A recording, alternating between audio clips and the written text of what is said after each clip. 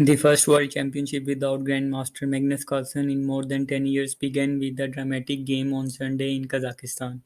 While there is no defending world champion, there is a returning challenger, and Grandmaster Ayn leveraged his experience, preparation, and the anxiety on his opposing challenger Grandmaster Ding Liren's part to create serious winning chances and pressure on both the board and the clock. Nepo's excellent 27th move was close to winning as the invasion on the queen side couldn't be prevented, but the ensuing moves, including his 31st, let much of the advantage slip away. After some more twist and turn, the trade of queens on move 37 sealed a near certain draw, though the handshake didn't finalize matters until move 49. Dean admitted that even on move 1 he was unsure what opening move he was going to play, and he decided at the board to go for e5 and the Ruy Lopez. I thought of some other moves, but in the end I decided to play e5. Then commented. Nepo was the one who brought a nice innovation with the white pieces. First, his capture with bishop c6 in the Ruy Lopez took the game into less traveled waters. Rook e1 introduced a position that had been played in fewer than 100 Masters games in chess.com's database. Hendig has never faced the line before with the black pieces, as his opponents had always played 7th move d3. Inspiring commentator Narodetsky observed, "This is a different ding. With the trade of queens on move 37, the draw was effectively achieved. Ultimately, players shook hands on move 49." Ding commented after the match in his post-match press conference, "I am not happy. I am a little bit depressed. During the game, I felt a flow of inconsistency. In the first part of the game, I couldn't concentrate and think about chess. My mind was full of memories and feelings. Maybe I couldn't calculate because of the pressure of the match. There are 14 matches to be played between them to determine 17th World Chess Championship. Stay tuned for more content and matches."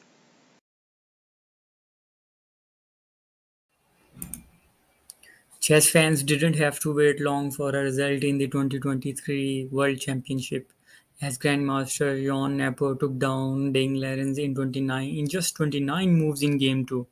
The last time we had a result as early as Game 2 in a World Championship match was Magnus Carlsen's win against Vishwan Anand in their 2014 rematch, while the previous win with the Black Pieces in Game 2 of a World Championship match dates all the way back to the 2006 Toilet Gate match between Vladimir Kramnik and Vasilin Topalev.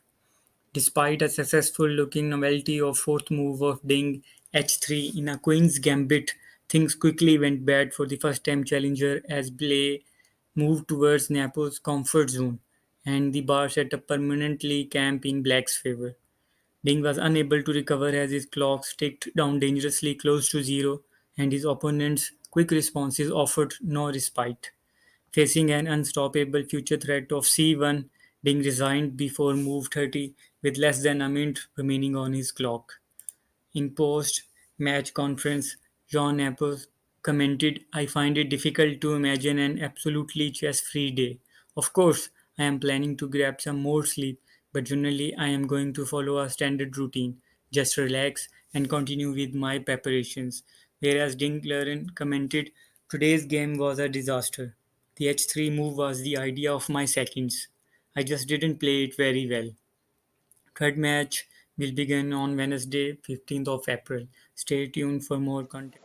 Hello and welcome to the game analysis of match number 3 between Nepo and Dinglirin. Nepo started the match with a new move b4. In response, Ding started with knight to f6, c4 and e6. Nepo moved knight to c3 and Ding played d5. The Queen's Gambit is an important guest at World Championships with memorable games in the legendary clashes between Valencia versus Eklund, Fischer, Karpov versus Kasparov, among others. The exchange variation was Kasparov's favorite. Nepo moved bishop to d5 and Ings played his pawn to c6. In response, Nepo played e3 h6 in the 90s. In the 90s, moving the h-pawn is an exchange orthodox positions like this was considered an opening mistake. This is one of the clearest changes in theory in recent years. The computer showed that it's okay to play like this and has also started to indicate more active plans for black. And Nepo moved his bishop to h4 and Reddings moved his bishop to e5. Nepo moved bishop to d3 and Ding went for castling. Ding has some experience in this position, so it didn't come as a surprise to Nepo. Two of the Chinese grandmasters' opponents decided not to put the queen on c2 so quickly, but he had no trouble equalizing in those games. Nepo moved queen to c2 and Ding moved his bishop to e8. Then knight to e2 and Ding moved his knight to d7. And Nepo went for castling at 11th move. Ding repeats what he had played in a rapid game against Gary last year. Black has options that are more popular, like knight to e4, queen to e7, bishop to e7. 12th move, Nepo played a bishop to 3. This is not an easy move. I think the idea is to already prevent the b5, b4 advance, although it's a bit surprising that this is done before the pawn reaches b5. Ning moved his knight to h5, a classic queen's gambit move, exchanging bishops and relieving the position. Nepo captured bishop at e7, whereas Ning equalizing the bishop by queen to e7.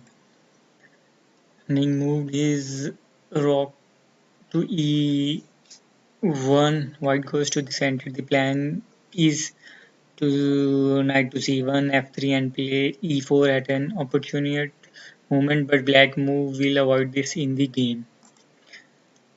Ding moved his knight to f8 and Nepo moved his knight to c1, whereas Ding moved his knight to f6. Nepo moved his bishop to f3. Ding has played all this before and only here it's a novelty to be played. Nepo didn't get any advantage and will need a better idea if he wants to repeating these openings.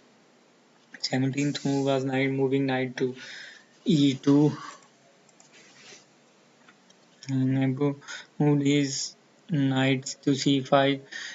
It is interesting to note that Ding moves the same plan as his game against Gary.